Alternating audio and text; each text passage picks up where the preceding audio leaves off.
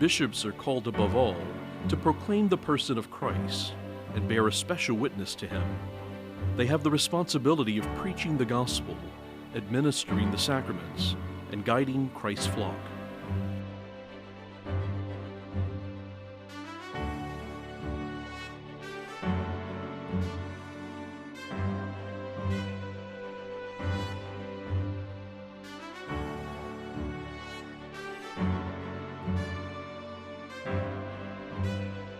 Robert William Muench was born December 28, 1942 in Louisville, Kentucky. The son of William and Mary Catherine Allgaier Muench, Robert was the only boy in a family of 4 children. His sisters, Joanne, Mary, and Marcia, were his constant playmates as a child. At the age of 3 years old, his father accepted a new job and moved the family to New Orleans, Louisiana. Growing up in the Gentilly neighborhood, Robert's young life was spent surrounded by family and friends, with the core being a strong faith foundation within the community of the Catholic Church. It was a simpler time, it was a wonderful time, and my memories of New Orleans are very fond. I lived there from age 3 to 53, and I remember one of my oldest memories was that when my dad tried to get me in Catholic school, since I have a late December birthday, the Catholic school would not accept me for kindergarten. And so my dad got me in kindergarten in a public school. At the time it was named Jefferson Davis, and I went there for kindergarten. And in first grade, my dad tried to get me in St. Leo the Great School, the parish where we lived, and the pastor said the same thing. In those days, the pastor made those decisions. He said, no, you're too young. So I stayed in public school. Finally, in second grade, they did accept me into Catholic elementary school at St. Leo the Great. And in those days, it was 12 blocks away, but we would walk to school, and nobody thought anything of it. We would walk to church on Sunday. Nobody thought anything of it. It was 12 blocks away. No worry about safety or anything else.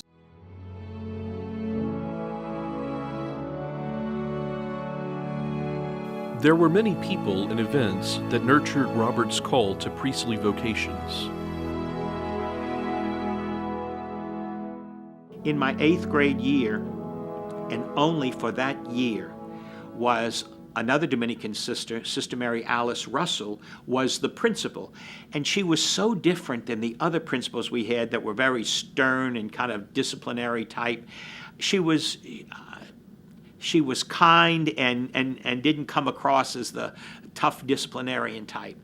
But she came to me in December of my 8th grade year, this was 1955, and she said, she had noticed that I would serve this Mass every day, and she said, have you ever thought about being a priest?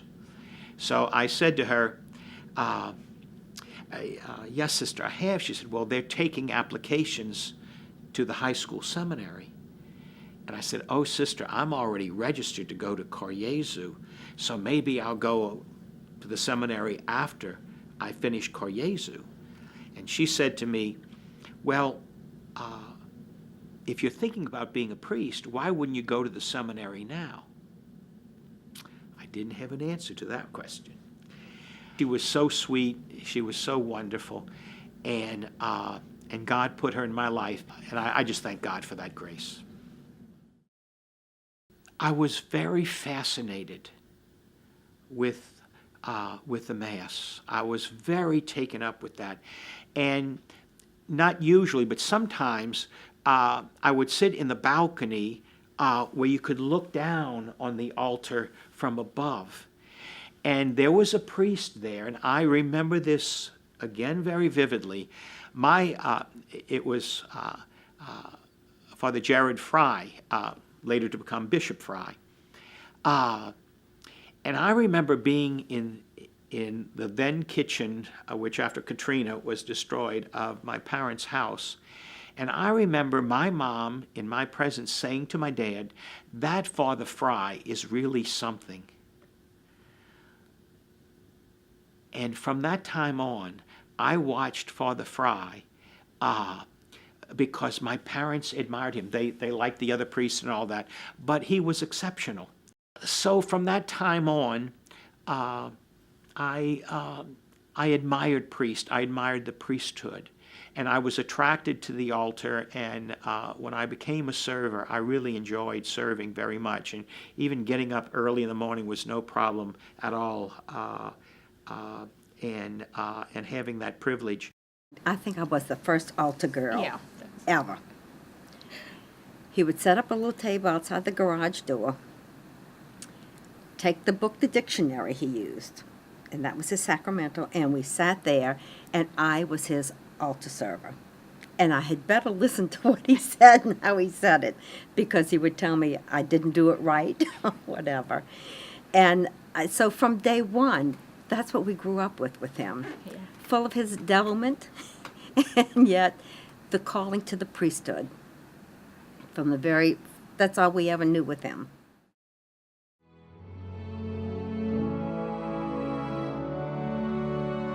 Father Alcide Clément's choice of Robert Muench as Master of Ceremonies was a pivotal point in his journey to the priesthood. I remember in the 8th grade, Father Clement needed a Master of Ceremonies for the Easter Vigil and the Easter ceremonies, so he picked the smartest altar boy, and that was Bobby Muench. He didn't choose a priest to be the Master of Ceremonies, he chose an altar boy. One of the deepest experiences I've had as a human being was he, knowing that I had served the daily Mass, he said, I want to train you to be a Master of Ceremonies for Holy Week. And so the first thing he said, so I'm going to ask you to be excused from class. Oh, that was wonderful. And we sat on the stairs that led to the sacristy of St. Leo the Great Church. And he had no book, he had no note in front of him. I could not do this today. And he went through the ceremonies one by one by one, repeating, what I needed to do, when I needed to turn the page, when I needed to bring something up. And this was the main part and main point.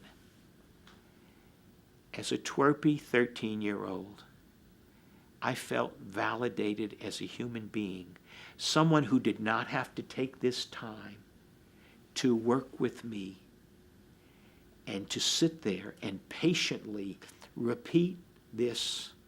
We broke for lunch. He went to the rectory, I went and had cafeteria lunch, and then we came back, and for the rest of the school day, he went through all of these ceremonies. It was a turning point or a breakthrough, if you will, in my life, only because my parents loved me, the teachers were kind, I had a lot of people that cared about me and everything else. But someone validated my humanity as if I was an adult, which I was not. And it ministered to me, if you will, not just because I was out of class, I liked that, but it was someone who took time. The more I see at certain points of life, and I know I will have missed a lot others that were points of special providence, that God put people in my life, Sister Mary Alice Russell, clearly, and priests who supported my consideration and my journey toward priesthood.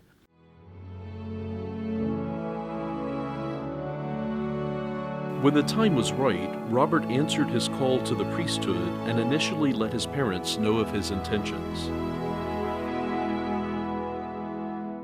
Eventually, Monsignor came over to meet with my parents and get everything going. So it's like, okay, the ship is out at sea. We're starting.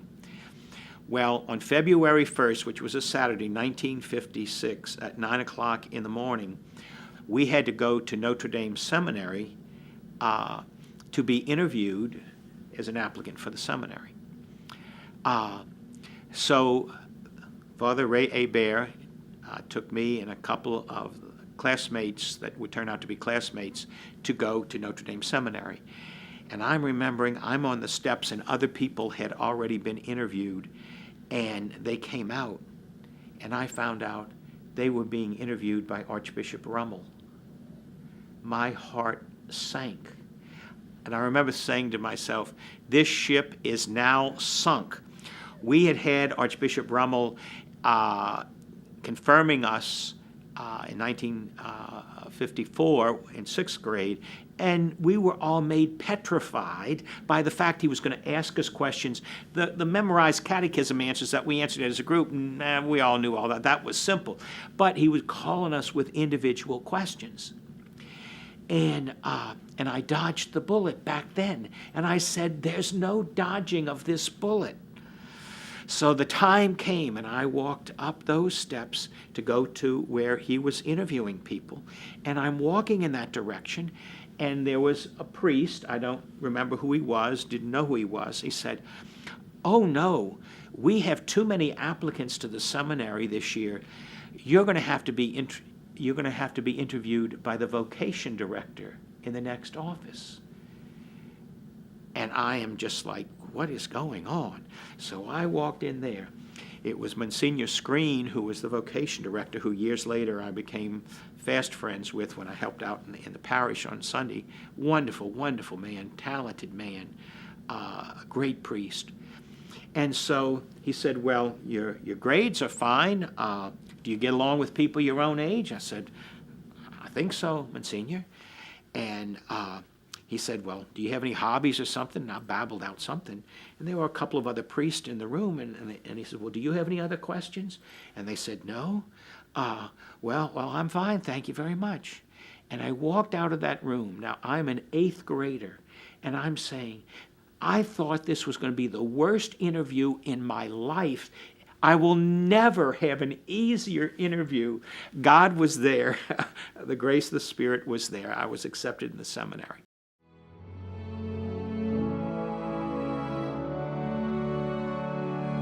In 1956, at the age of 13, Robert left for St. Joseph Minor Seminary in St. Benedict, Louisiana, to begin his studies for the priesthood.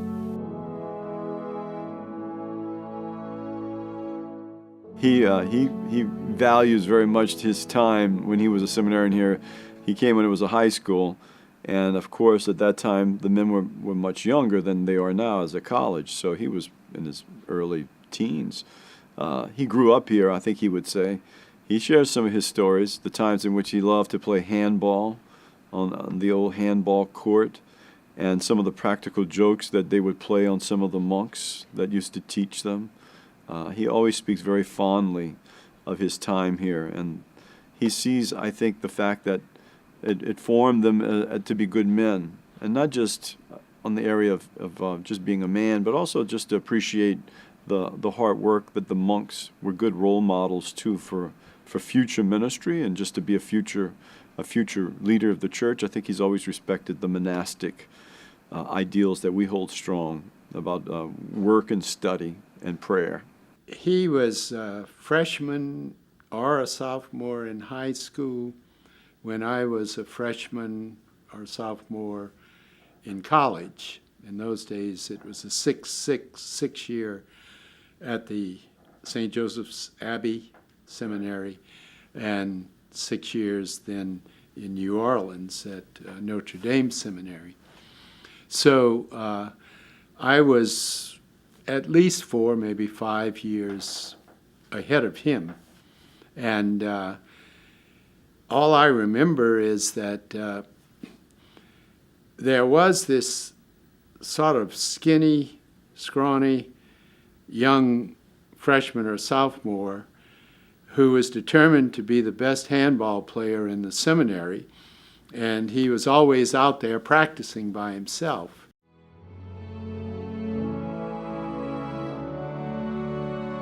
Robert spent 6 years at St. Joseph Seminary, where he completed high school and junior college. His family was allowed to visit once a month, which seemed like a long period considering their closeness. We missed him growing up when he left for the seminary. That was hard because we were all so close. And not being able to see him for a whole month was like an eternity as a child. He was everything to us. Bishop Muench loves to talk about his days here at St. Joseph Seminary College. Whenever he's here or whenever he has the opportunity, he talks about the positive experience he had here, the great times he had, how foundational that experience was to him as a priest. He credits his time at St. Joseph Seminary in the Abbey for giving him a great love for the liturgy, for music, for prayer. He can never say enough about his experience here, and he's so grateful to the monks for that experience. And we always find in him one of the most positive and grateful alumni of our alumni, and always has a great story to tell.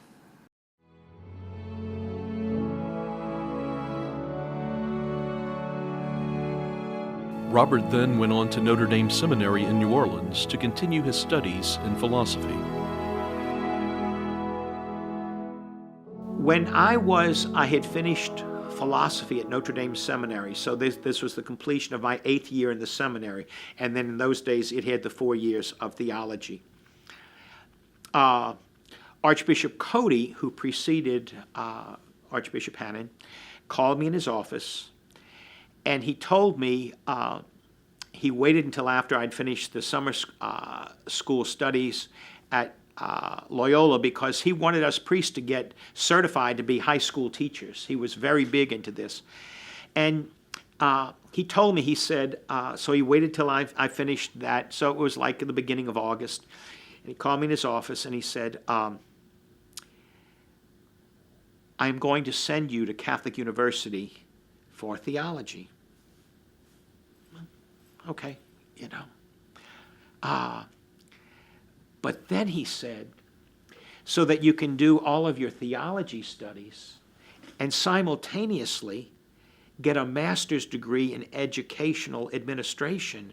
So when you come back, I can assign you to be a Catholic high school principal. The blood went all the way down to my feet. It was like the first part was, well, that's okay. But the second part was, I was thinking to myself, I have studied 8 years to be a priest in a parish, which in those days virtually all of diocesan priests were. They might have had a side job here or there, but with rare exception, that's what you were. And now I'm going to be a priest high school principal. Well, then he said, now when you get there, if you see something else you like, let me know. And you can propose that as a counter offer. And I remember thinking to myself, I'm not going to tell you anything right now, but I guarantee you, I'll find anything besides what you have proposed, anything.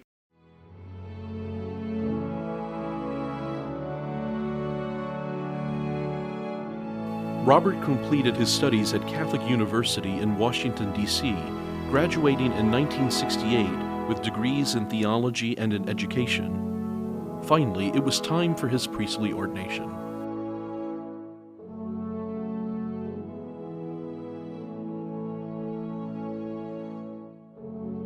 Relying on the help of the Lord God and our Savior Jesus Christ, we choose these, our brothers, for the order of the priesthood.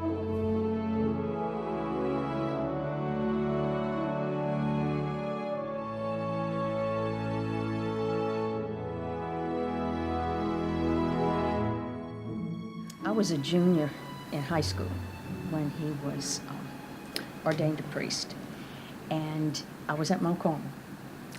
And being a junior, you know, you're not really into all the ceremony stuff and whatever. Okay, so I've got to go to the service. We got to go see this. And I'm sitting there, and when they had them all come up and they were giving out communion, he just radiated. He did. He just, and as a teenager, I'm looking at it saying, I'm not just seeing that, that's real. You know, that's real. He's so happy. It's just radiating in the praise and glory he has for God. And from then on, I said, I knew, you know, he was happy in what he did.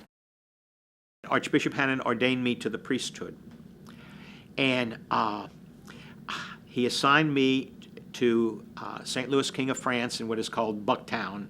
It's has part of it's in Metairie, part of it's in New Orleans, and I was so ecstatically happy.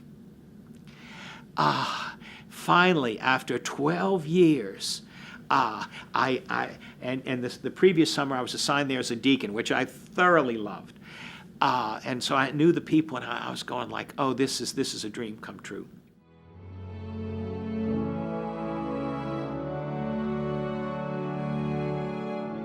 His time as a parish priest was short-lived, as the archdiocesan administration had other plans for him, including a visit from the Holy Father himself.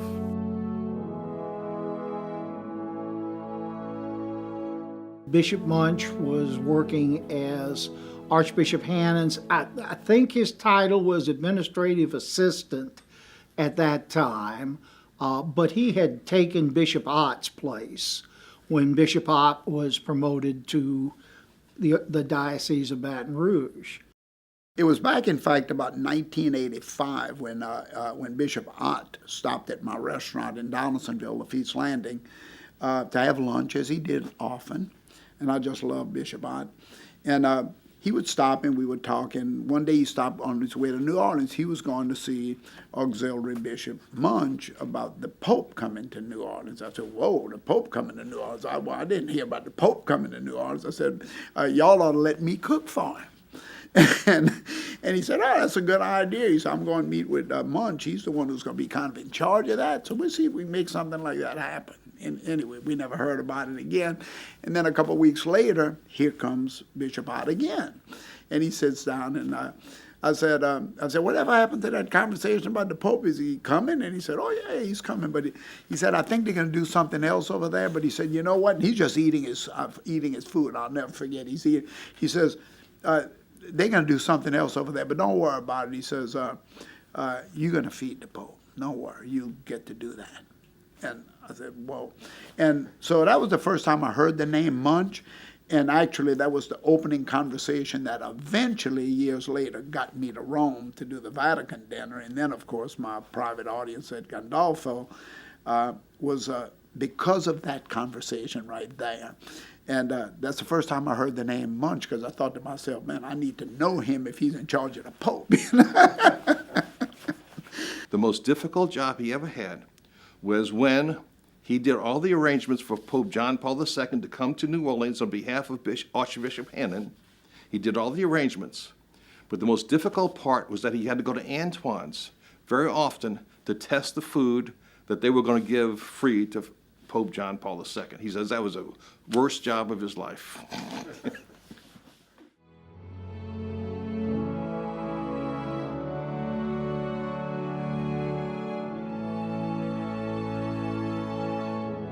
Archbishop Hannon, seeing a great talent in Father Muench, appointed him Vicar General and moderator of the Curia for the Archdiocese.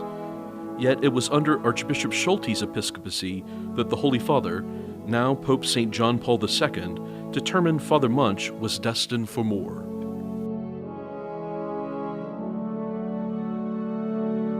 Archbishop Schulte was very methodical, very process-oriented. He had been the superintendent of schools for the Archdiocese of Philadelphia, and then was made bishop for the Diocese of Charleston Wheeling, West Virginia, which covered the whole state. And he really instituted a true chart, organization chart. Bishop Muench was made the Vicar General and was made an auxiliary bishop, and he was really the chief of staff. And both of us would tell you that we learned an awful lot from Archbishop Schulte about using process, delegating authority and responsibility. He called me in the middle of the day and he said, "Could you meet me afterward? I'm going to be, my plane doesn't get in, car's at the airport, it'll be 10 o'clock, or 10:30 before I get in, but can you meet me at the bishop's house for 11 o'clock? It was something like that. And when Archbishop Schulte wanted something to do, he wanted it done now. So that was like, you know. So I go there, and he comes in, and he said, "How was your day?" I said, "Fine." I said, "How was yours?" He said, "Fine." He said, "Let's go up to the chapel." Well, I will tell you what went in my mind. At the time, the Archdiocese of Detroit had an opening for its next bishop. And a lot of the priests in New Orleans were saying, "Oh, he's going to be going to Detroit. He's too good for us. We can't keep him." And all. I said, "Look, he'd be great for Detroit, but he just got here. He hasn't been here that long. They can't change him, you know." And so we get up in the chapel, and I sit down, and I said, and I'm saying, "Oh, are those pundits who told me that he was going to be the Archbishop of Detroit, I'm going to have to live with them. I told you, I told you, I told you." That's what going through my mind. And I said, "You're going to be the next Archbishop of Detroit." And he said, "No. The Pope has appointed you next Auxiliary Bishop of New Orleans." I said, "What did you say?" He said, "The Pope has appointed you the next Auxiliary Bishop of New Orleans." This was not my plan. Being a priest was my plan, and I loved priesthood. I still love priesthood. And when the day comes when retired bishops are still bishops, but they don't have to run a diocese,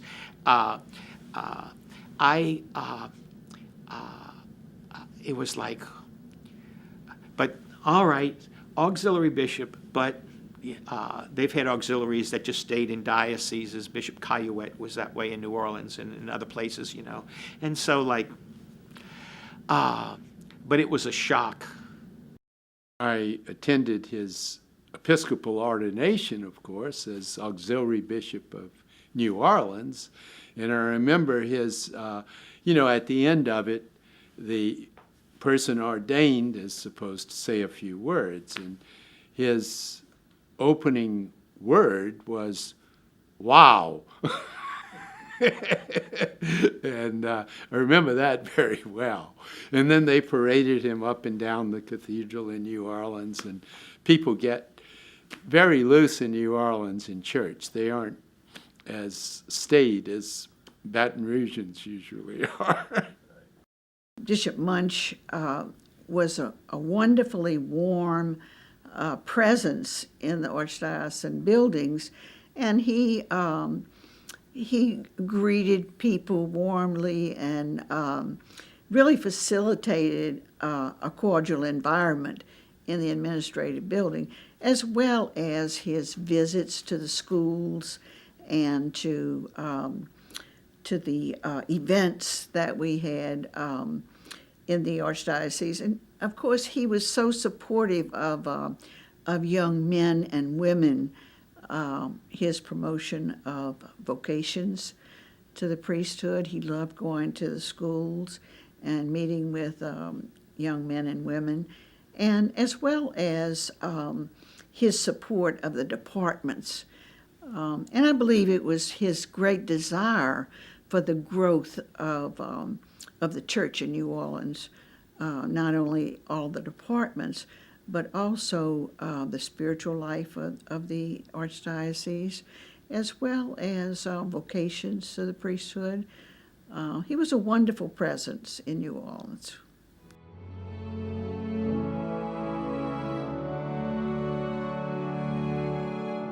It was soon thereafter the Holy Father once again appointed then Auxiliary Bishop Muench to an unexpected ministry.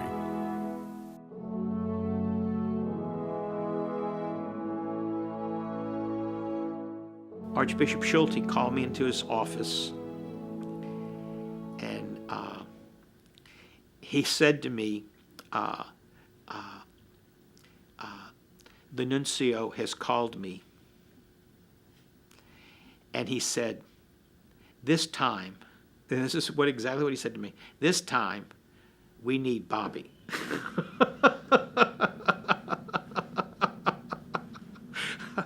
And you are being assigned to Covington, Kentucky. And the funny part was, since Marshall lives in Covington, Yep, I thought it was he he. called his godfather and told him he was transferred to Covington, but he didn't say where. And A lot of people over here thought he was coming here. Said, Coming "We're here." not getting a bishop on this side so of the they lake." thought Covington, Louisiana. He was surprised, I think, at the assignment. Of course, with the way this is done, he's the first to know and can't say anything until actually he goes to the new diocese. But he was surprised. We were surprised, but expected it. We knew that he was good and that this was a recognition of his talents. And for his installations ceremony, there was a huge group of friends and employees that we practically took up a plane flying to Covington, Kentucky to view the installation. And so we were delighted for him.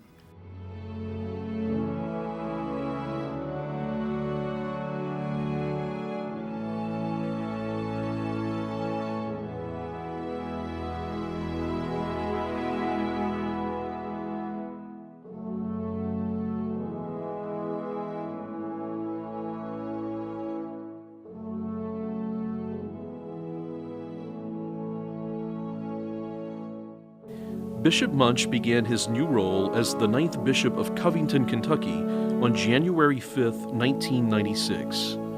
One of his first tasks was the renovation and repair of St. Mary's Cathedral Basilica.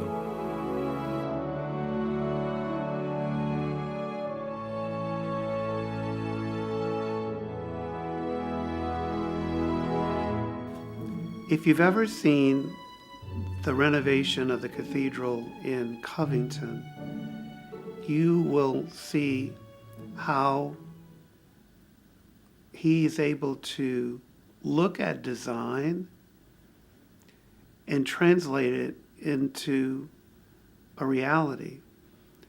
He has a good eye for that, and he notices the small details.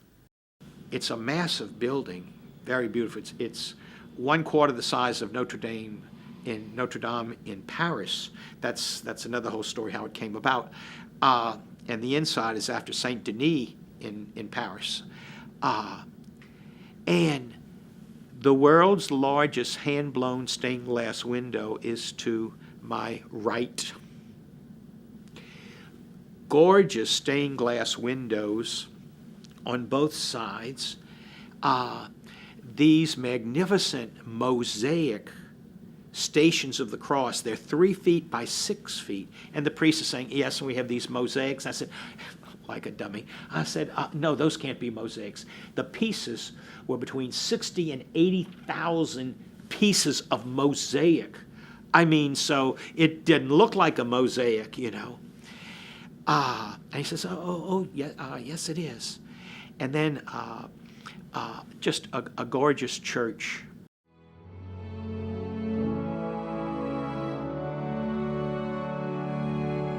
Bishop Muench faithfully served the Diocese of Covington for 6 years, at which time a new assignment was sent from Rome.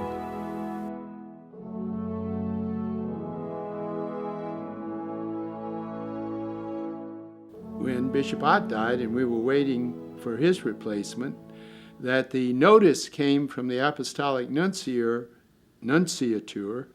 in Washington in a small blue envelope that almost got thrown away. It looked so dinky.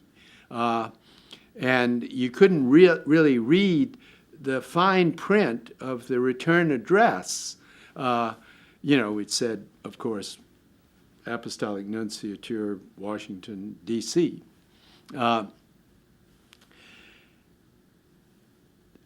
So we were watching for Bishop Muench. We didn't know who it would be. The last bishop had come from Boston. God knows, where the next one was coming from. And when we did receive it, we didn't almost throw it away. We knew exactly what we were looking for, opened it breathlessly, and once I read Robert Muench, I said, well, that makes sense. He called us and said, and for Mary, he says, are you all able to get to Mom and Dad's a certain night that week? He says, I'm flying in. Okay, and I want to see you all. I'm thinking, you just saw all of us. Okay. All right, so we go through that, and then Mary and I start putting two and two together.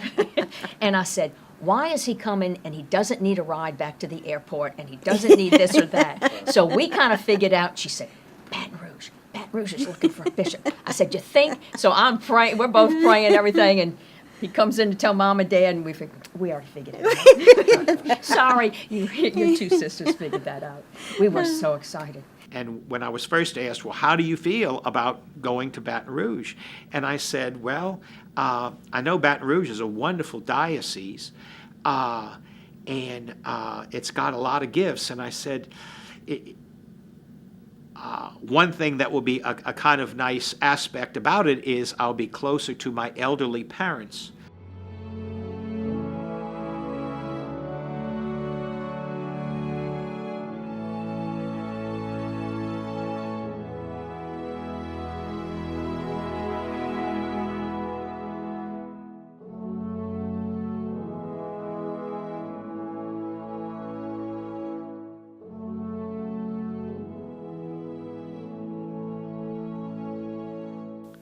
Upon his installation on March 14, 2002, as the new ordinary of the Diocese of Baton Rouge, Bishop Muench was introduced to those who generously shared their gifts as priests, deacons, religious, and laity. He immediately embraced his role as their new shepherd to continue the mission of spreading the good news. The diocese, my recollection in the time of transition, was thriving in areas such as youth ministry, lay involvement, and I think also RCIA diocesan-wide was really continuing to really flourish. And our priests were just really happy, and just, I can remember thinking whoever comes to be bishop here is going to be working with one of the greatest groups of priests I think that there is. That's my memory from then, The reaction was happy and wondering, happy to finally had a bishop name, somebody named as bishop, but then wondering, now who is this guy? What is he all about? So it was almost like a bittersweet, happy, but then also a little bit of concern and wondering what kind of bishop we're going to have. But now that I look back, at some of the wonderful things that he has done, God made the right choice. And in my own life, and I'm sure hopefully in the diocese, that we just got to adjust what God give us. Because God don't make a mistake. We don't want to make a mistake because just what we want. But it's all about what God wants. So I hadn't really considered him to be a candidate. I wasn't surprised in the sense that he would be a good bishop. But you never know if it's going to be someone from out of state, someone local. Our guess was probably out of state, and he did come from out of state, but he was a local priest. He was very familiar with our diocese, and of course Louisiana, having grown up here, and knew many of our priests and many of the laity in our diocese as well. So we were happy that we were getting someone who was familiar with us, someone that loved the area and would be a good shepherd for our diocese. When the announcement came that we had a new bishop back in 2002, I had absolutely no clue who he was. But it was nice that we had somebody finally, after Bishop Hughes was moved to New Orleans.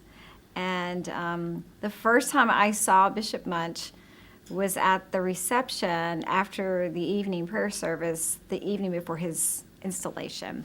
Our parish had hosted it. I was on the hospitality committee, and I was slicing cake, and I just remember him moving about the room, and he's very joy-filled, as he is today, but humble. You could see a great sense of excitement, but an enormous amount of humility. So that was my first impressions of him, and big laugh, and I instantly liked him. I did.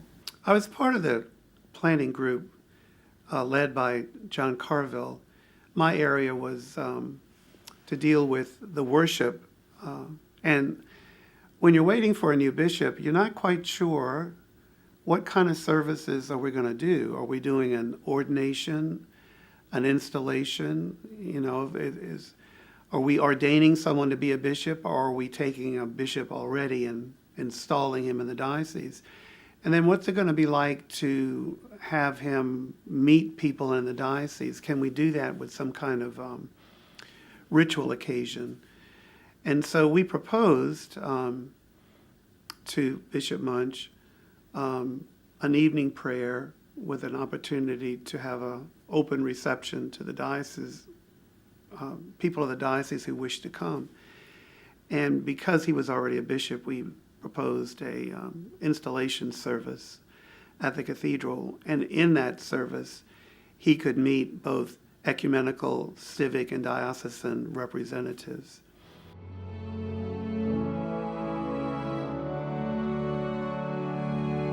During his tenure, Bishop Muench was grateful for those who served as Vicar General, an assignment which supports the bishop as well as the priest.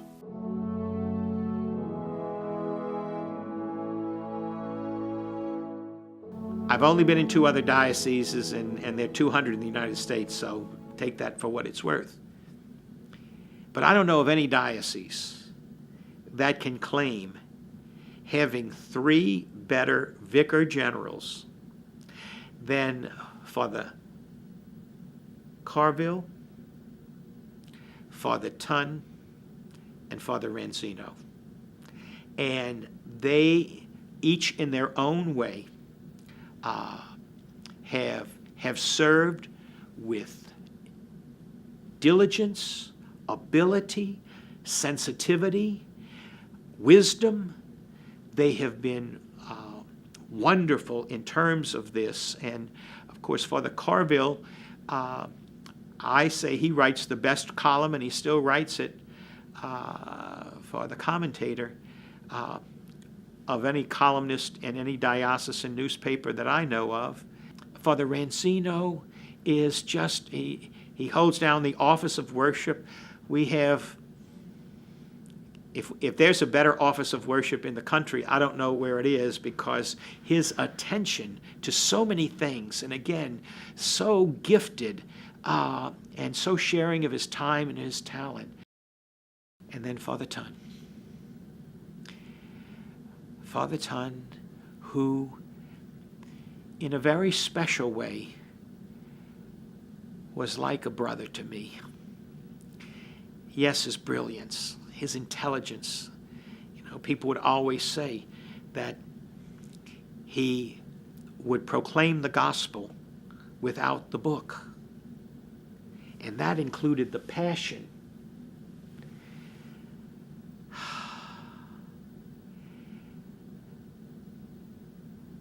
I preached his funeral homily, and the Vietnamese have a custom that for 3 years afterwards they have another memorial mass, and I preached each of those 3.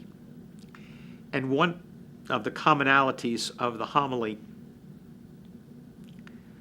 was I said, when I reflect on Father Tun, my image of him was he was an angel that God said, I'm going to loan you a body. I'm going to loan you a body. He was fully human, obviously, but there were qualities about him that I just considered angelic. I can still see Father Carville. Obviously, I can still see Father Ranzino. But Father Ton, we've surrendered to heaven. And I know that he is working for our diocese and for the church and for his loved ones and for so many people. And I will never forget him.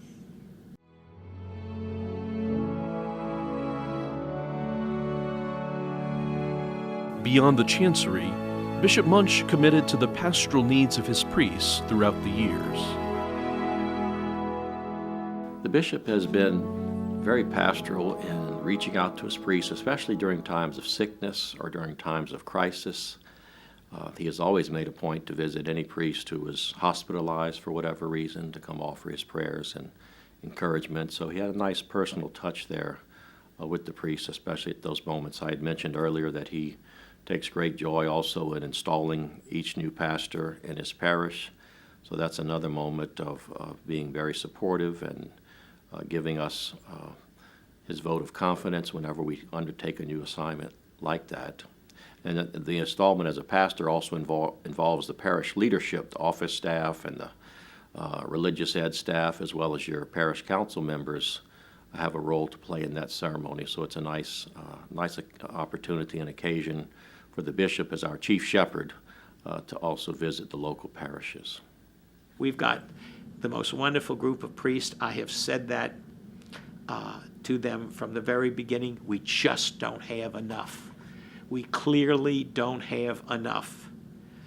But how their dedication, their being hardworking and trying to serve the Lord, our diocese and beyond, and how when a priest gets sick or something like that, for example, during the last months of Father Tun's life, priests were running around substituting back, front, and everything. Not a one of them complaining or... I'm not saying there aren't dedicated priests. There certainly are dedicated priests that I've known and loved in other places. But this group is phenomenal and not to be taken for granted.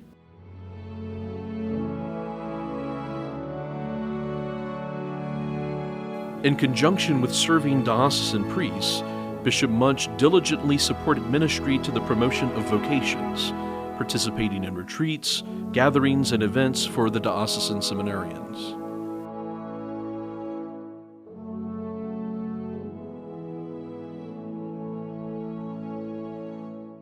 The bishop has an important role in promoting vocations. Obviously, he promotes directly with his interaction with high school students and college students, but indirectly, he promotes vocations. The many times that he celebrates Mass throughout the diocese, he usually brings something in about vocations, the way he supports his clergy, the way he encourages the laity to pray for vocations. He's integral. He is our shepherd, and he sets the tone. Bishop Muench, he's a huge influence on the Board of Trustees here. So when he comes in, when they have the Board of Trustees meeting, he'll come and have lunch with us, and so we'll just have talk. And he's very down to earth. So he loves talking with us, and also every year in the fall we have our seminarian mass where we'll at a different parish. That's where we take our official photo, and Bishop Muench is the celebrant for that mass, and then we'll have lunch with him. And then we also have the Christmas party, Holy Hour with the Bishop first, and then dinner. And then there's also our candidacy mass. So in all, Bishop Muench is very well integrated, puts his heart and soul into our formation. Bishop Muench has been one of the strongest members of the Board of Trustees. It's the Board of Trustees that serves as the governing board for the seminary. The monastery owns the seminary, but the Board of Trustees helps to govern it. And Bishop Muench is a member of the board. He's been a member of the board going back to when he was with the Archdiocese of New Orleans. He's been very, very strong advocate for seminary formation, and especially, I think, with his own seminarians, very involved in getting to know them and to support them in their vocation. I know he has times in which he has meals with them. He sets up times throughout the year, I think, especially at one point of the year where everybody's expected to be there. He meets with the family and the seminarians. So as a bishop, he ranks up with bishops that I respect, that he really wants to get to know the seminarians and doesn't just deliver them here and has nothing to do with them afterwards. I find him very engaged and interested in how they're doing.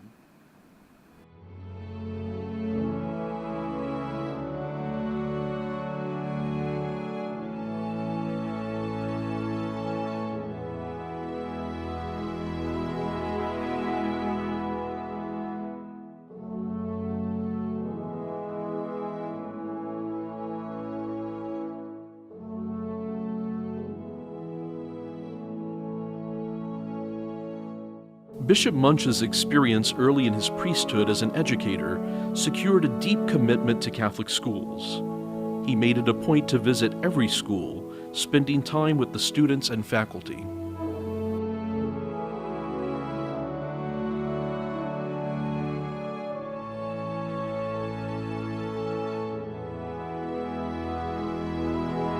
Bishop Muench loves the schools. I know that he has a variety of departments and missions and business to take care of, but I believe one of his greatest joys is to visit the schools. And he has a long history of supporting religious women and men in our schools, both New Orleans and Baton Rouge. He loved coming to St. Joseph Academy, not to visit the administrators, but to visit the girls, and they loved it when he visited their classrooms. And he always added to his visit lunch with the seniors at Cafe 4, and he loves to tell them that and remember that. Bishop Muench is extremely involved in schools. In high schools, he has put together a reconciliation program twice a year and personally participates in that program. In addition, he visits every Catholic high school multiple times a year. So we have 8 of those. Then the elementary middle schools, the bishop visits every 3 years on a rotation basis. And he doesn't just pop in, wave, and pop out. Bishop Muench stays there. He eats lunch with the kids. He tells me how good the school lunch program is. It's much better than when he was in school. And you know, he has a really good time. He's also been extremely good when we've had to make tough decisions about closing schools. And I know that's very heavy on his heart. But you know, sometimes you have to make that decision for the good, for the future good, and the good of the students who were there and in the future. And it was very difficult for him, but he stepped up. He didn't hide behind anyone. He didn't take a back seat and blame it on the committee. He really stepped up, and he was the leader.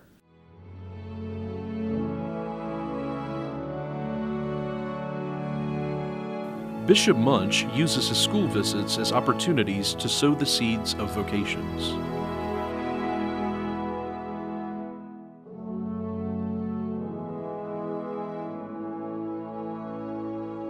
He would usually make an appearance at any retreats that we had.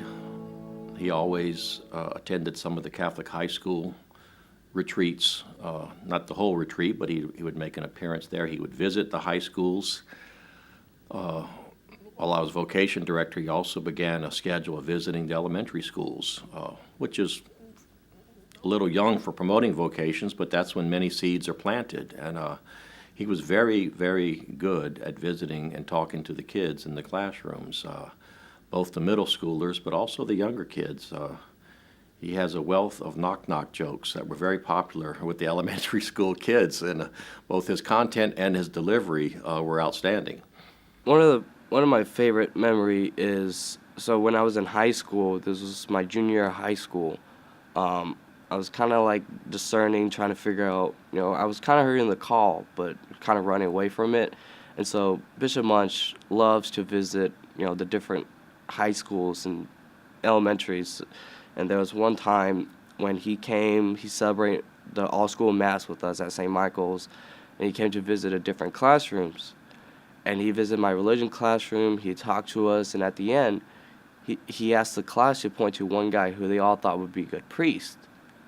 And the whole class points towards me. And so at that moment, that really made me seriously think about entering seminary.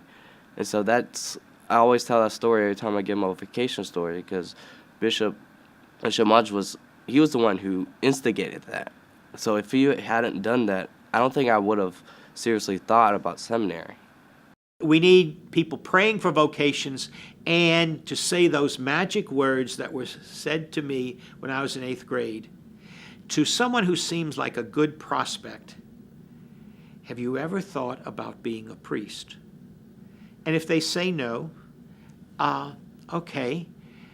I say, if someone says, not really, or no, I don't want to be a priest, or yes, I have. No matter what they say, my next response is, the reason I ask you is you strike me as someone who would be a happy, effective priest, period. And that's going to marinate in them. You're not trying to brainwash them. But they're thinking, oh, priests are these great people. I'm just nothing. Well, our priests are great people, but it's God who made them great.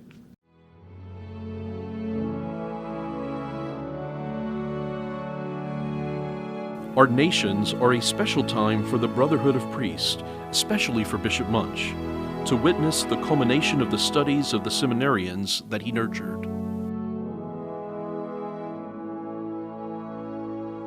Bishop Muench was always excited about upcoming ordinations. He would be involved with the planning of them as appropriate, without micromanaging. He would also attend the rehearsals just to be there.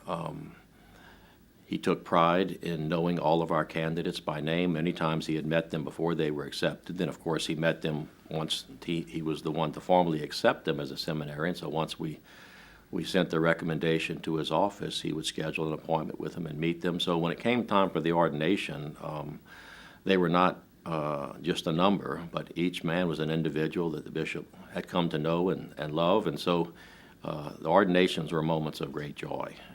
And that was visible in the way he presided at the liturgy, the way he celebrated the ordination, congratulated the new priest, and thanked his family for having promoted this vocation.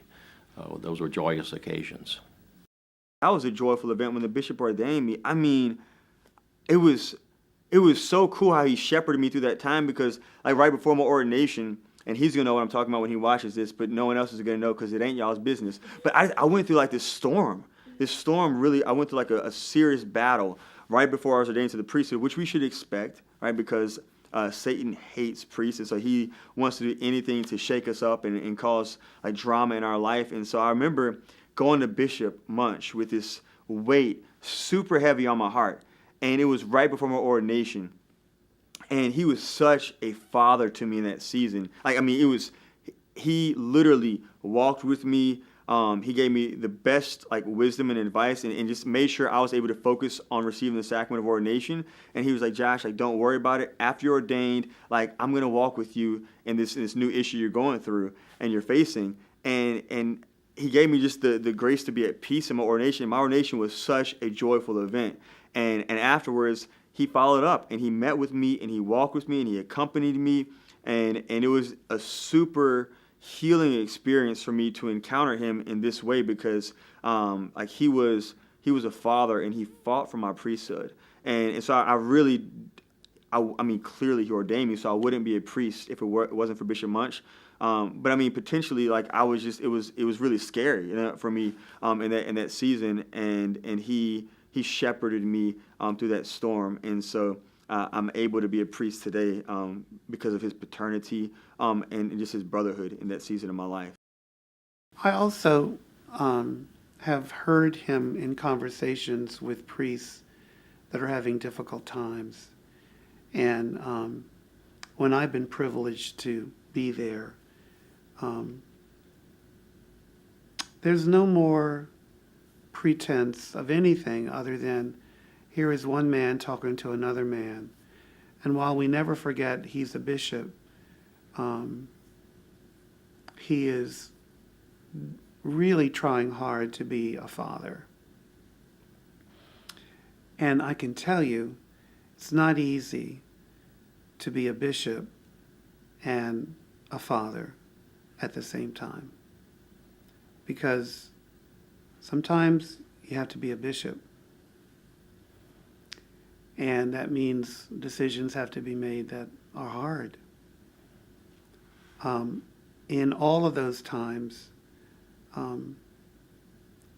Bishop Muench, I think, goes out of himself, both to care and to console.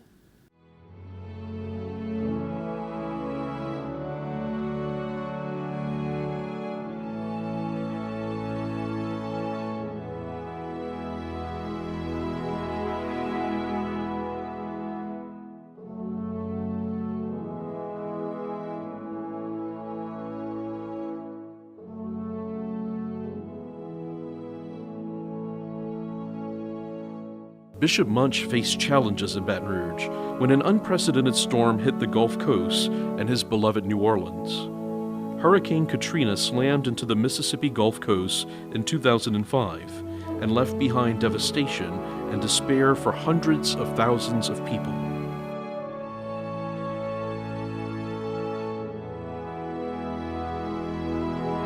You know, working with the bishop, after Katrina, the fact that he was an auxiliary bishop and grew up in New Orleans, I think uniquely positioned him to be here because he understood not only what was going on in Baton Rouge, but he also understood the complexity of the Archdiocese of New Orleans and how the Diocese of Baton Rouge and its leader, the bishop, could reach out and make a difference. And I think that really put us in position as a community and as a church to respond. One, to provide resources and operational support to the Archbishop and Archbishop Hughes, and the fact that Archbishop Hughes was here. I mean, what a great situation under difficult times. Holy Spirit works in a lot of different ways, but being able to see how that all worked out was very, very powerful. And also the fact that Bishop Muench understood the challenges that confronted us and put us, at least at St. Vincent de Paul, in a position to respond. The first 4 months after Katrina, we did have our headquarters for the Archdiocese in the Baton Rouge Diocese.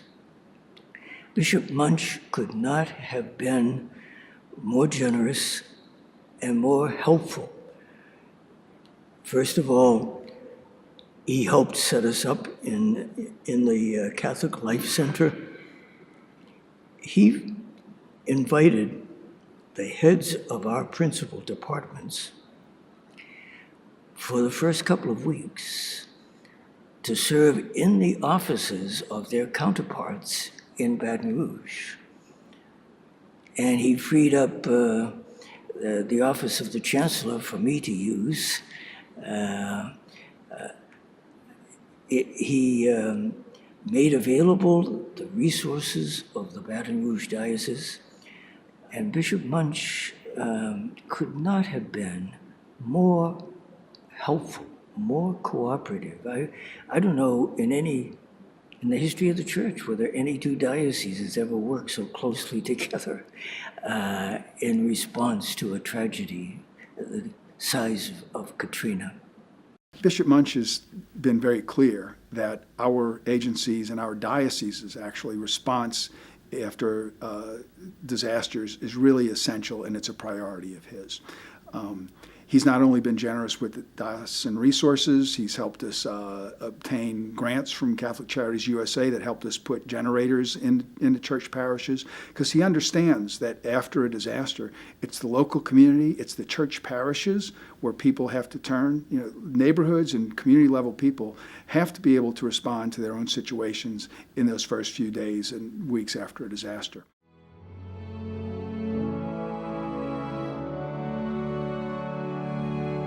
Being a native New Orleanian, Bishop Muench felt this tragedy deeply. He assisted not only the lay community, but helped the religious orders who were displaced by the storm.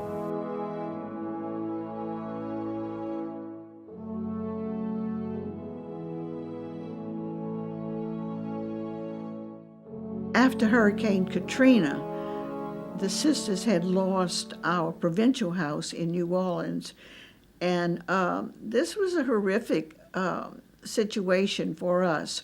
We were sending our elderly sisters from place to place, and we did visit, our leadership did visit with Bishop Muench, and he was so compassionate, and he did promise to assist us, and he kept his promise.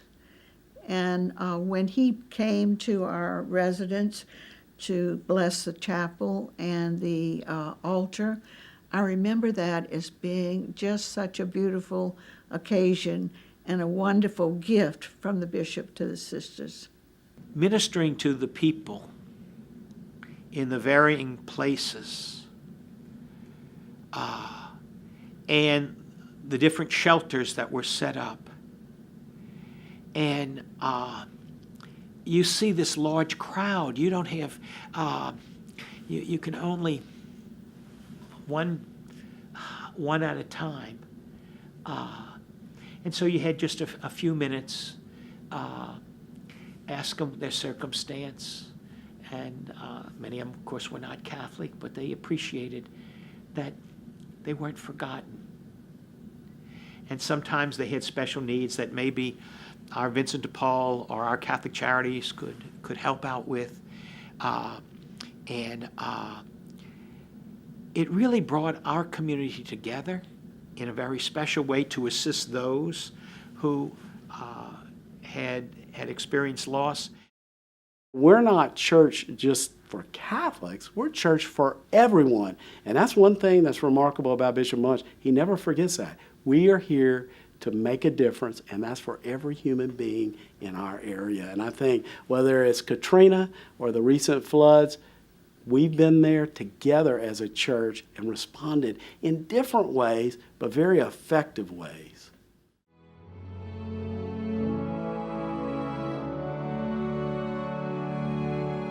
In 2008, another hurricane hit southeast Louisiana. This time, the damage was great to Baton Rouge. Hurricane Gustav made landfall on August 31st as a strong Category 2 storm, packing winds of over 115 miles per hour. 85% of the city lost power, and dusk to dawn curfews were enacted. Gustav hit Baton Rouge really hard, figure of about $10 million in damages to our various locations. So we went up there, and of course we're in a secluded, we've got the power, it went off, but he had the generator. We were there protected and what have you. When it was over, that was when Baton Rouge was hit. And we walked outside and saw the devastation all right there in his neighborhood, the trees, and you could just see it. His heart sank. It's like, I shouldn't be in here. I've got to go be out there with them. I need to be there. And he did. He went, I says, I've got to go check. And he left, and he went around and took care of his congregation, I guess.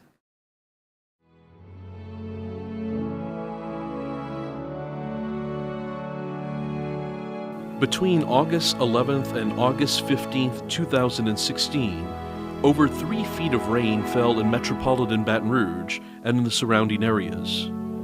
10 rivers that surrounded the city crested above flood stage.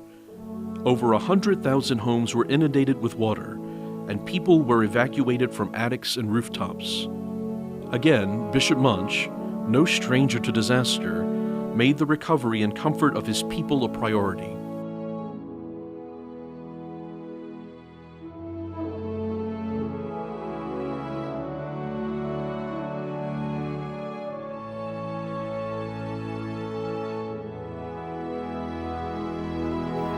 When the flood hit in August of 2016 in Baton Rouge, where he found himself in the same situation, but in a different huge venue, that was housing refugees from an extensive flash flood that no one saw coming. And the people there knew him because they were local this time. And again, he took time, went to this huge auditorium, and went person to person to hug them, to listen to them, to understand what they were going through, and to let them know he's praying for them. And I think for a person with an incredible schedule, to place everything aside for those immediate needs is something that I'll always remember about Bishop Muench. It was very inspiring. I think the bishop's done tremendous leadership with St. Vincent de Paul, Catholic Charities, all the Catholic agencies to ensure that we're there to help, we're there to respond. There's so many things that have been put in place over the last 16 years. It's just remarkable. And I think it's because of his leadership. I learned real quick after 2002 that Bishop Muench, he is a good decision maker, and if he sees something that needs to be done, he either takes care of it or he assigns somebody to do it.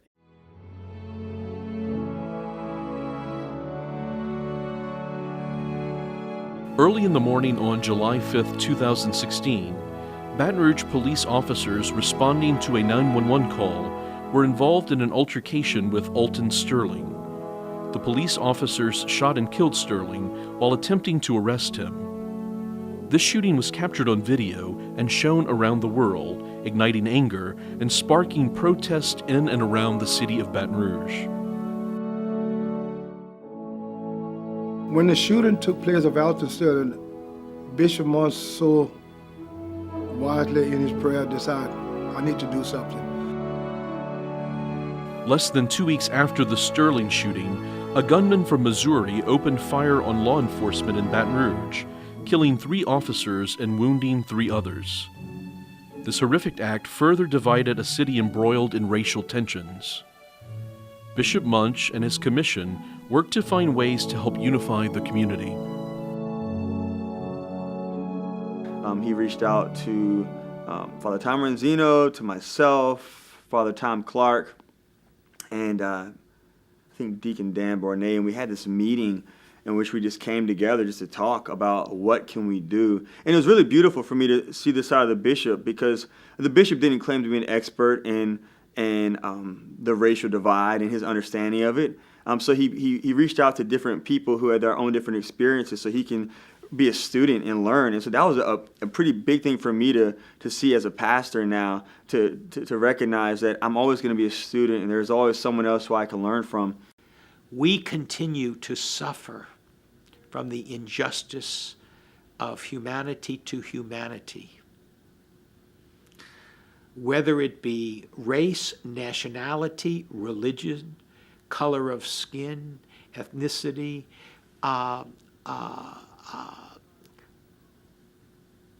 place of origin, varying things, education, you can just go down the line.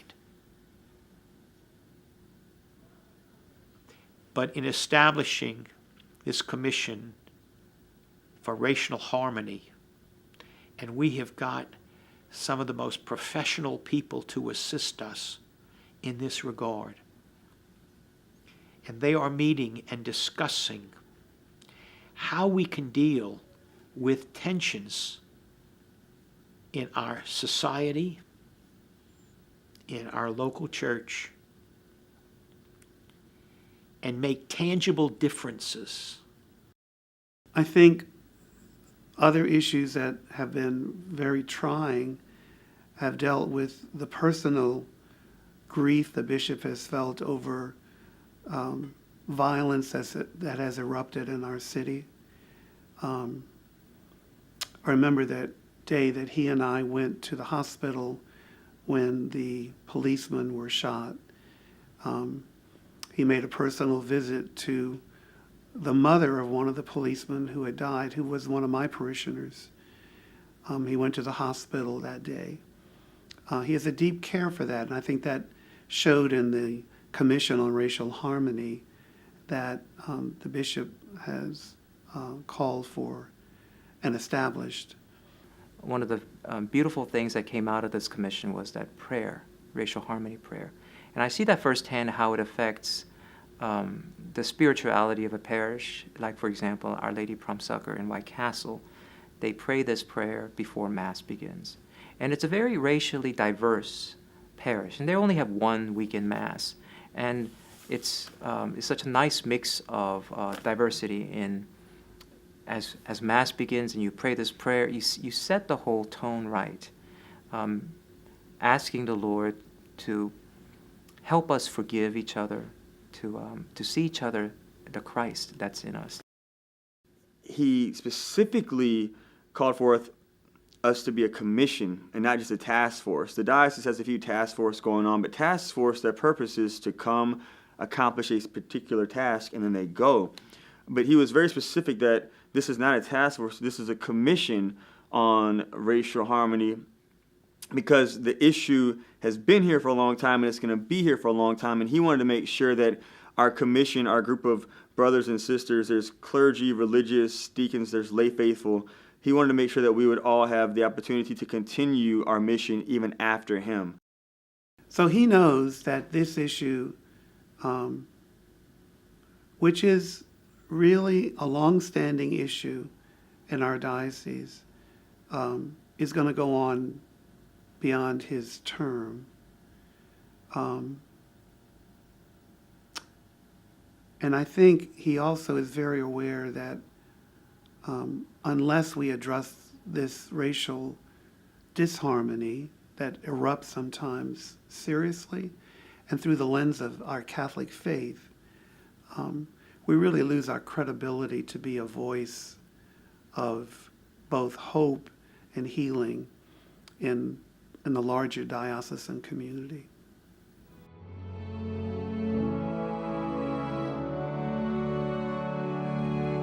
Bishop Muench has a gift for ministry and outreach to every population.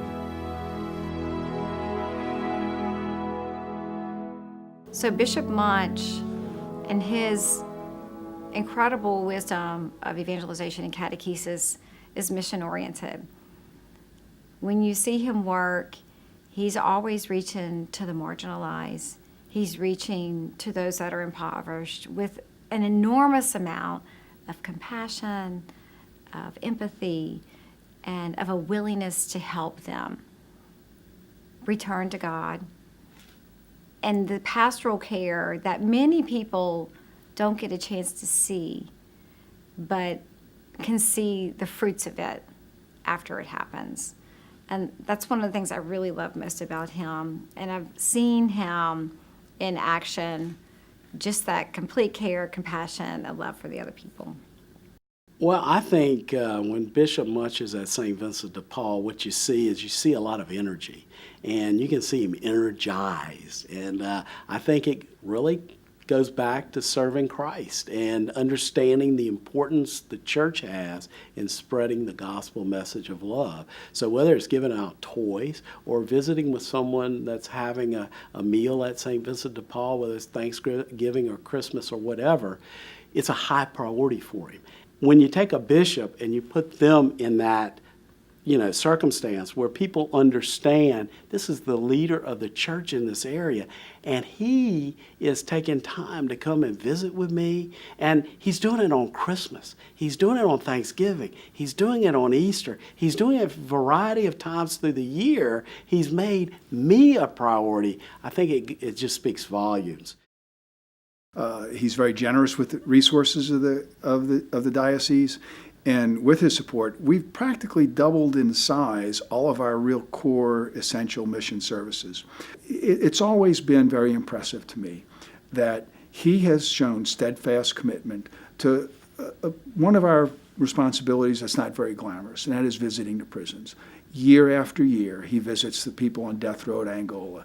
He makes the rounds to the prisons in our diocese. And and we have a lot of prisons in this part of the world. As a matter of fact, it's been said that East Baton Rouge Parish is the prison capital of the world because there are more prisons per capita here than any place else on the planet. But year after year, Bishop Muench goes to those prisons. He meets with the people. He meets with the men on death row. And you know what he says at the end of every visit? He will tell each and every individual, each and every prisoner, You are important. And I think that that signifies that not only are they important to the bishop, but they are important to Christ as well. Just as important as I am, just as important as you are. You know, Bishop Muench is really a special guy. You know, that big, robust laugh, that face of his that always has a smile, and he's so holy in his work. And I've been so lucky just to be able to work with him often. Not only in times when I've even needed an invocation speaker at one of my openings or something. Sure, I'll come. You know, and or St. Vincent de Paul with our Count Your Blessings dinner. You know, every bishop since Bishop Ott and I, who founded the Count Your Blessings dinner so many years ago, I think we did our 23rd year this Lent. And the minute Bishop Muench got here, of course, he was right in it, you know, serving the soup with me. We've done a lot of work with St. Vincent de Paul in the shelters. But I tell you, he's such an easy man to know. He's such a holy man when you're talking to him one-on-one. He's a man who inspires you quite a bit. So yeah, I've done a lot of work with him, and I'm sure we'll continue to do a lot of work. Love working with him. Love is specific. It is not general. It is not an emotion. It's a concrete commitment to serve God by serving others. And Jesus so graphically portrays the Last Judgment. Those who live in the kingdom and those who live without it is how they treated the needy. And sometimes any of us can look back and say, could I not have been more generous? Could I not have gone out of my way a little bit for all of the people who went out of their way for me?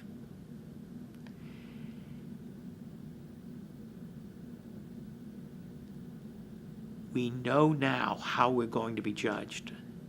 I have preached about the fact that I think 3 times in my life, teachers gave us as class the final exam questions for the final exam.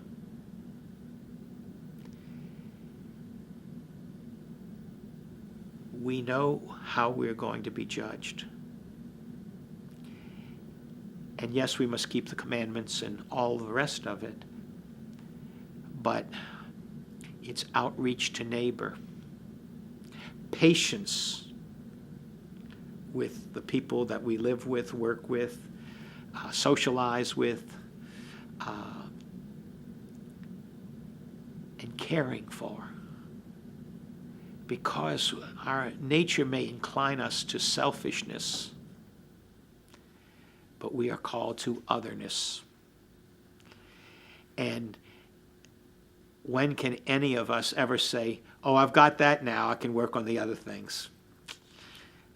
There's always room for more.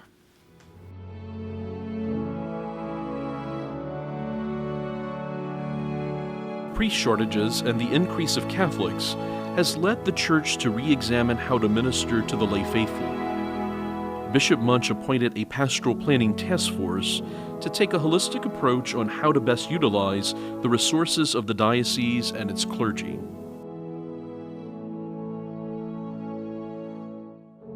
One of the developments that we have had since I've been here has to continue the process of our not having enough priests to serve our people under the structure we have.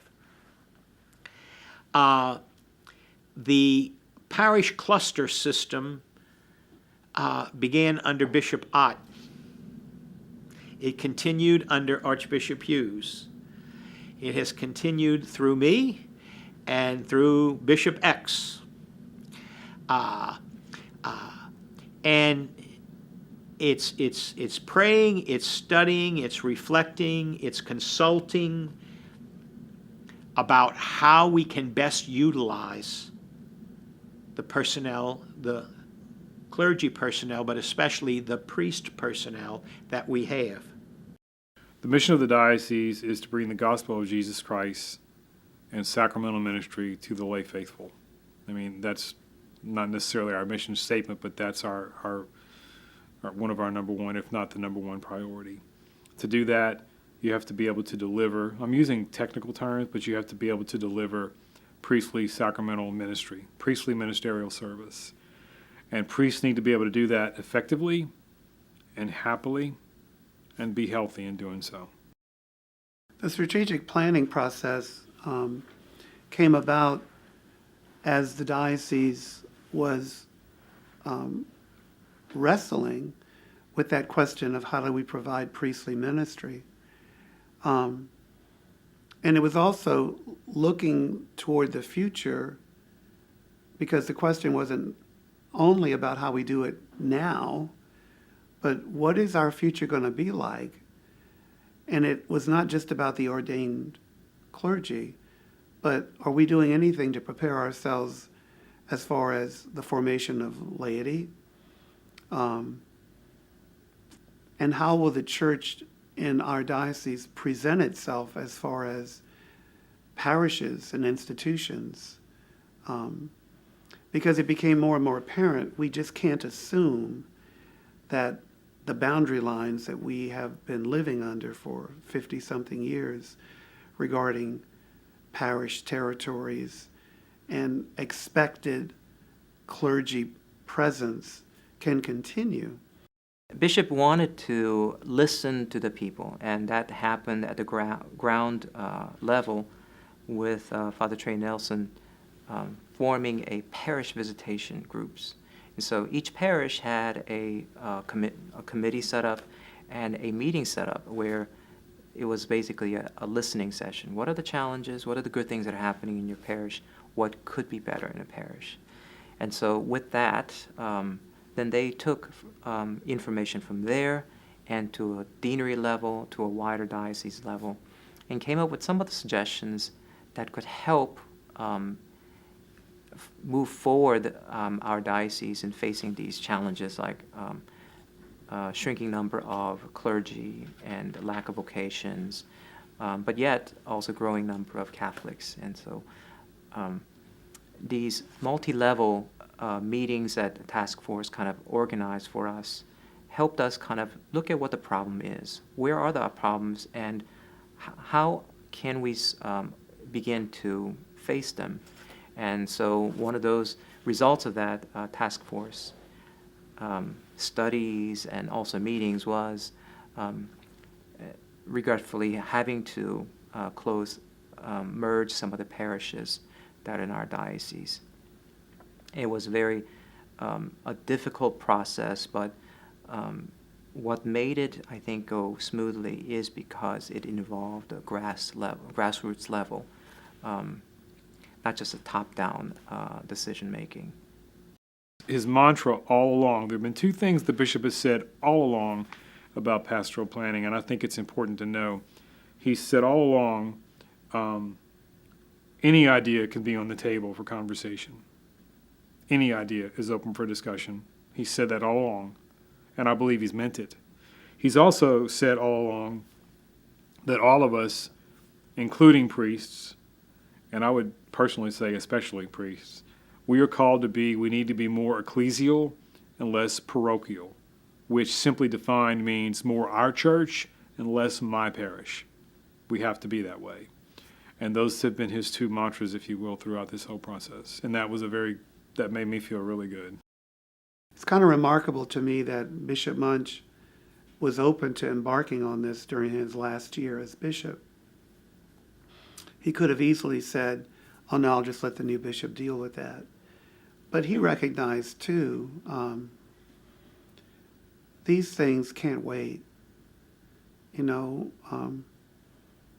Our future is now, and this is a real help to a new bishop to at least see the broad outlines of what we're thinking.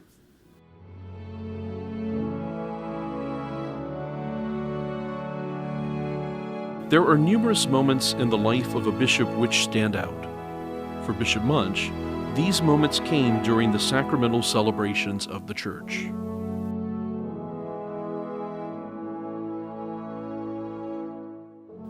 Sacramental moments are a very special highlight. The ordination of priests and deacons. I think it was 2007 when we had 5 priests to be ordained in the same ceremony. Could you say I was 5 times happier than when I only had 1 priest? Well, I don't know if I was 5 times happier, but I was ecstatic. I love confirmations. I don't know any bishop that has ever said to me that they did not enjoy doing confirmations. The bishop is the ordinary minister of confirmation. And I enjoy, I meet with the candidates a half an hour, 20 to 30 minutes beforehand. And I try to put them at ease. So I tell them some really silly jokes. And then and sometimes they get them and sometimes they don't get them. I have found out one thing. Guys who are juniors in high school will not admit if they don't get a joke. But I've had girls sometimes say, I don't get the joke, so you try to explain it, you know. Because there's an ego. I understand what's kind of at work. But and I'll say at the end, now why am I being so silly? Because confirmation is a joke. It is anything but a joke. I don't want you to be petrified like I was before my confirmation. I want you to participate. I want you to be involved. I want your undivided attention. And I want you to really enjoy it, and I want you to remember it, and I want you to live it. The most profound moment in ministry that I've experienced since 1995 when I started ministry as an adult happened in the fall of 2017. Previous to that, families with children for special needs felt that the existing programs, although not at fault of anybody, were particularly serving their children because they had autism or some type of sensory disorders or learning disabilities. So they came to our office and we put together a pilot program for them and formally prepared their children for confirmation, because the alternative would be for them not to be confirmed because it just didn't work with them and their sensory struggles. The next step in that process was to figure out a way that they can be confirmed and how that ceremony would look, because a regular confirmation ceremony was sensory overload and too much for these young people, particularly these 13 families that we were piloting this program with. But Bishop Muench, together with Father Renzino, our Vicar General, decided that it was best for the families to offer a special confirmation celebration with these families in the small chapel that is located at the Catholic Life Center in St. Joseph's Chapel. And he trusted us with it, mainly because I'd had so much experience with doing confirmations in parishes that he said, yeah, let's do this. Let's do this for these families. So the day came, the families were there.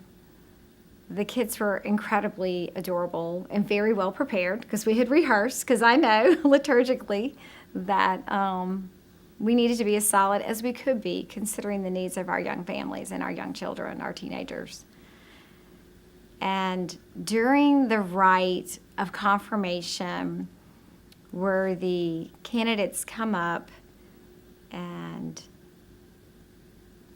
approach the bishop, and he says, "Peace be with you," and they say, "And with your spirit, be sealed with the Holy Spirit."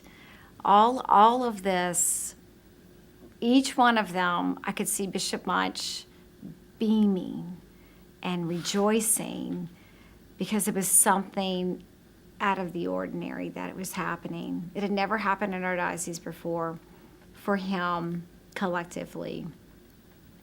And after it, all the young kids the candidates newly confirmed, were lined up. They sung a special song. Bishop Muench just sat back and listened behind them. And he was so joy-filled. The kids were so excited.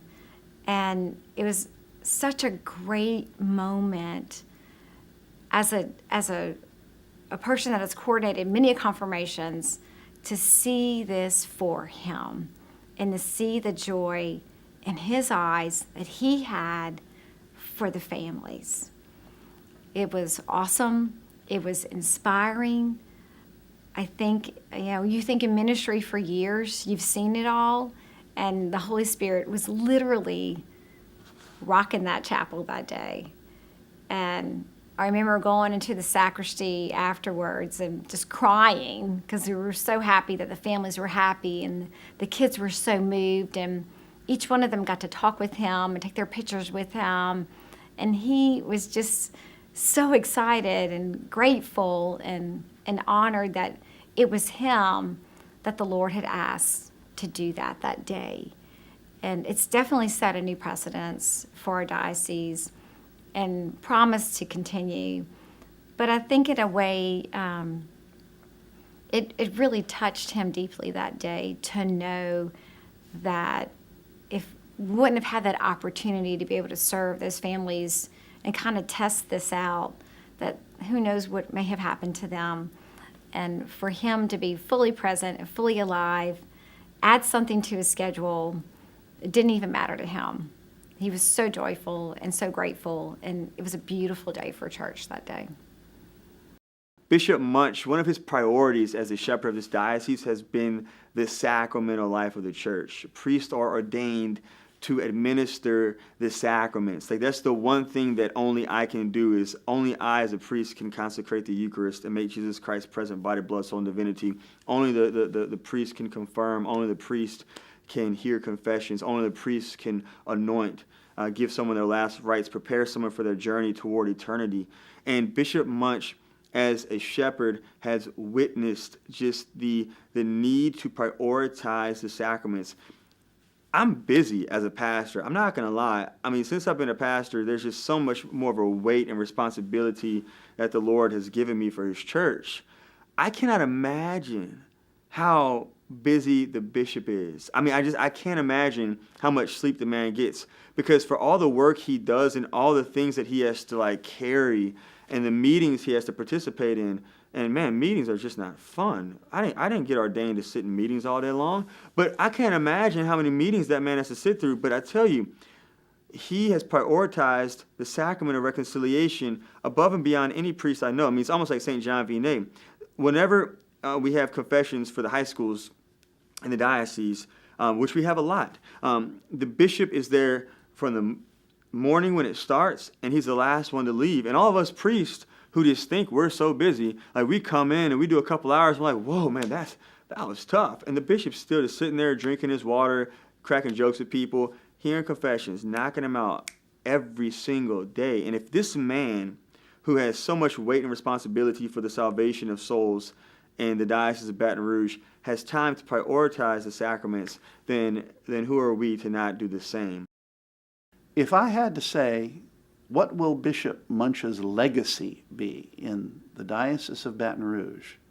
More than anything else, it's going to be his legacy with confession. He has not only emphasized confessions for everybody. Every Lent, we have "The Light is On for You," and really do preach and present the possibilities for reconciliation for everyone. But he has insisted on penance services within our Catholic high schools and also within Catholic parish schools of religion. When I was first ordained back in 1979, it was fairly rare to run into an adolescent who had been to confession within years. Now, it's sort of the opposite. They almost all have had the opportunity to go to confession within the past 6 months, not just at school, but at the various MP3s and World Youth Day celebrations and convocations that we've had periodically. And Bishop Muench always insists that reconciliation be a part of these experiences. Will this change the church as these young people grow up and become parents themselves and begin passing on their religious values to their children? I hope so. But honestly, it's a spiritual legacy, but I think that is going to be his greatest impact in the long run.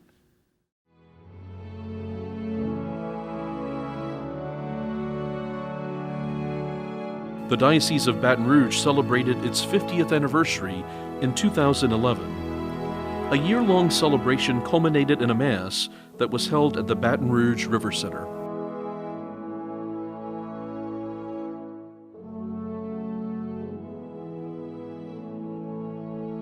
I have saved for a special memory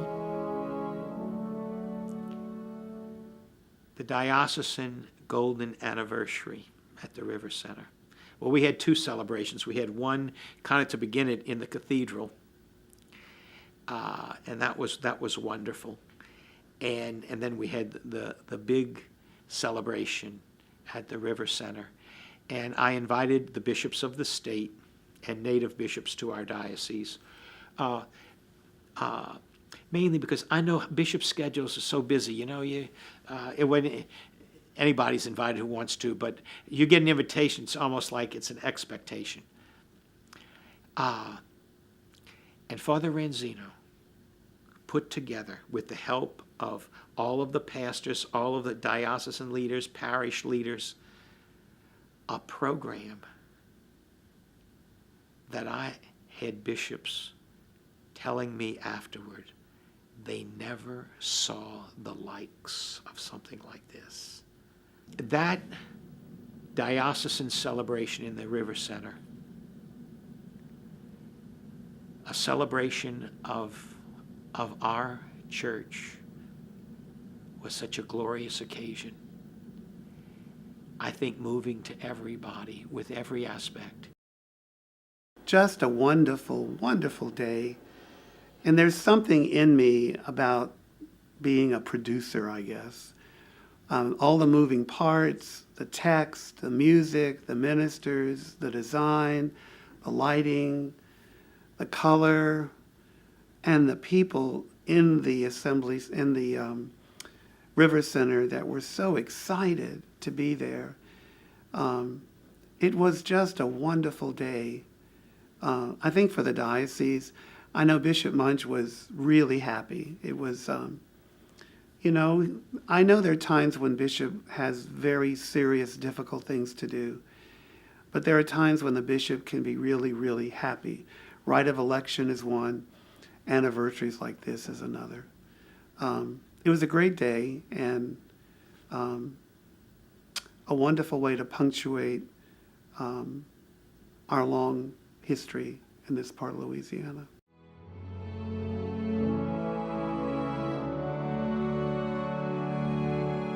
As we look forward to welcoming a new shepherd, we reflect on the contributions of our beloved bishop for the last 16 years. When talking about a new bishop for a diocese, it's like talking about a new parish, new pastor for a parish. I look upon it as a marriage. Trying to appreciate as well as we can what the pluses are and what the challenges are in a given parish, and who might be the best father for this flock to address those needs. I hope he has a lot of good leisure days. I hope he has a lot of time, which he's already being overbooked, and doing the things he loves so much, and that's being with his people. Certainly expect that he'll be remembered as being a good German shepherd. I think Bishop Muench will be remembered as a good shepherd. You know, he really takes to heart the needs and the intentions of the diocese. He always puts the diocese first over himself, and he's very down to earth. So I think he will be remembered as someone who, you know, his legacy will be someone who really cares. And you know, good and as a good role model for priests. You know, I hold Bishop Muench as one of my role models. As God willing, I become a priest. Well, I hope he gets a much-needed rest. But I know that he will continue to be very active and very present, because that's his spirit. But I do hope he is able to enjoy some things in life that maybe he's had to put on the sideline, as he has been very faithful in his ministry as a bishop all these years, which I know has been very demanding on him. So I hope he has some time for some rest and to enjoy some of the things that he really looks forward to in life. I think Bishop Muench still has so much energy and enthusiasm that he's able to find ways in which he can still exercise his ministry. He's a very gregarious, loving man and bishop. So if his next step that he has the opportunity still to exercise that in some capacity, because it's contagious. His laugh is contagious, and his ability to connect with people I found always very, for me, always uplifting. So as he moves forward, that he has that opportunity and an avenue in which to continue doing that. I hope he can stay active in the diocese, continue to serve in those ministries that he takes particular joy in, that he can still make the rounds and still offer his personal touch, his shepherd's care of the community. He'll be a retired bishop, but still very important as a witness to the community and as a help to our new bishop, also filling in where needed. So I imagine he will continue to do that in some old ways and perhaps some new ways yet to be discovered. Well, his calendar, his schedule it can't be any more busy than what it is now. So I'm hoping he gets some leisure time and can just enjoy quiet and the solitude as long as he wants. I know he's going to want to be involved, and want to help, but hopefully he'll take some time and relax for a little bit. Being a guy who has days when, like most priests, I'm tired, and you get tired of certain things, I hope he can relax. Hope he can do what he needs to do to be healthy, stay healthy. I know that's something he wants to do. But I hope he can just relax a little and I hope his stress level drops significantly, which I'm probably sure it will almost immediately. But that's my hope, that he's happy, That's my hope for him, whatever he does, wherever he goes. I hope for Bishop Muench that when a new bishop comes, that he will not go far away, but he'll be here ministering to and with us as a brother priest, and that he'll have a happy, less stressful, blessed time to serve the Lord. I think Bishop Muench will be remembered in many different ways, but I can think that he would certainly be remembered by the great depth of personality, of joy, of enthusiasm for life and for priesthood and ministry, and for being a good and faithful shepherd to his people. Bishop Muench is going to be remembered as one of one of the most sincere and closest friends that we've had in the Abbey from a bishop. Never was afraid to speak and speak as though he was one of us. he would identify with us. And when he we've had some difficult times through the years with the flood and the fire, and even when we were going down in vocations, he was a strong, strong advocate.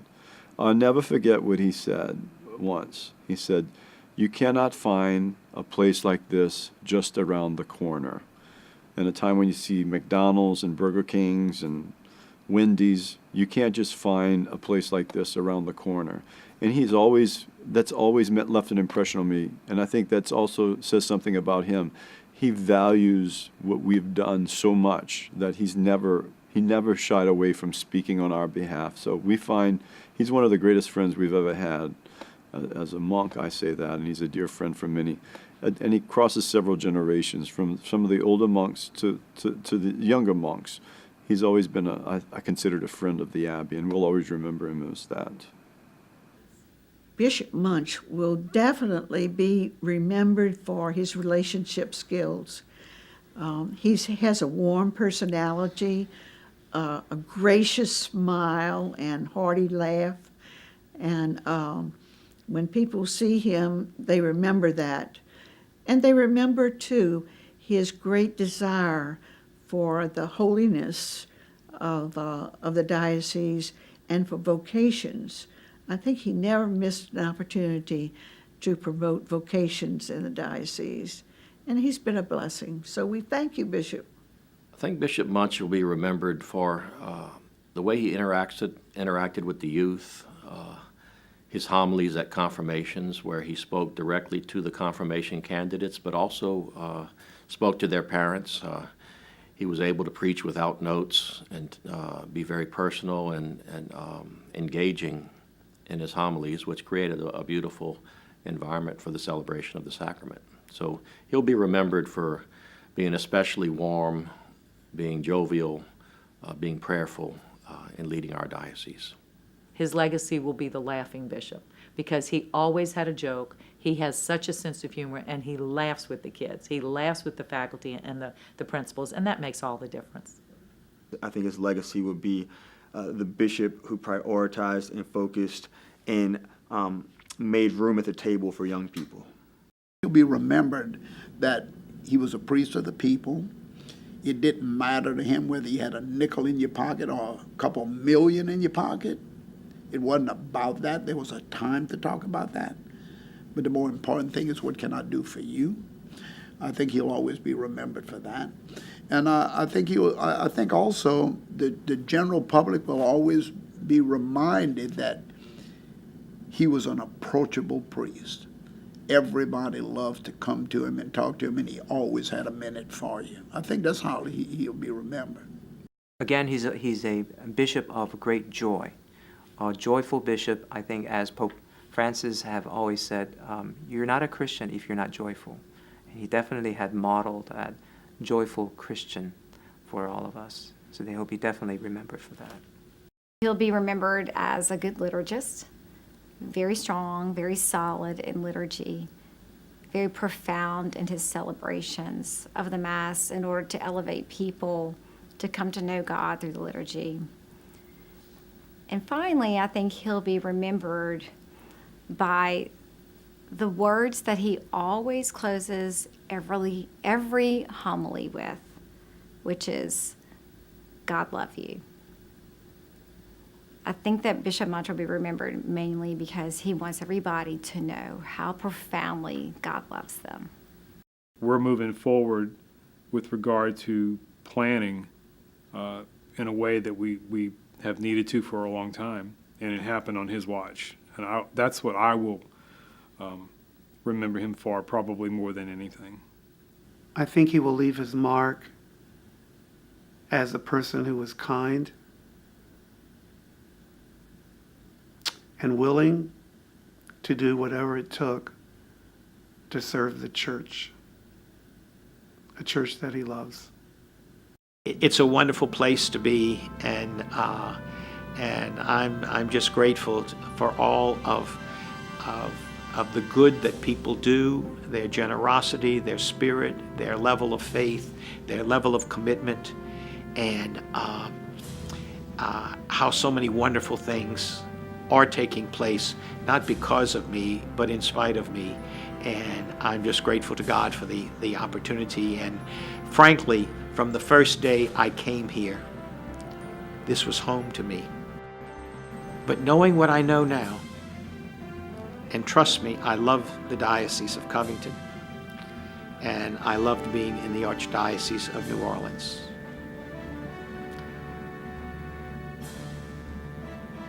But God has been especially good to me to have this place to be my last place of service in office. And I thank God. I thank Saint Pope John Paul II. I thank the bishops and priests and other clergy, religious and laity that I've had the privilege of working with. I have fond memories of where I've been and with whom I have celebrated ministries. And I thank God.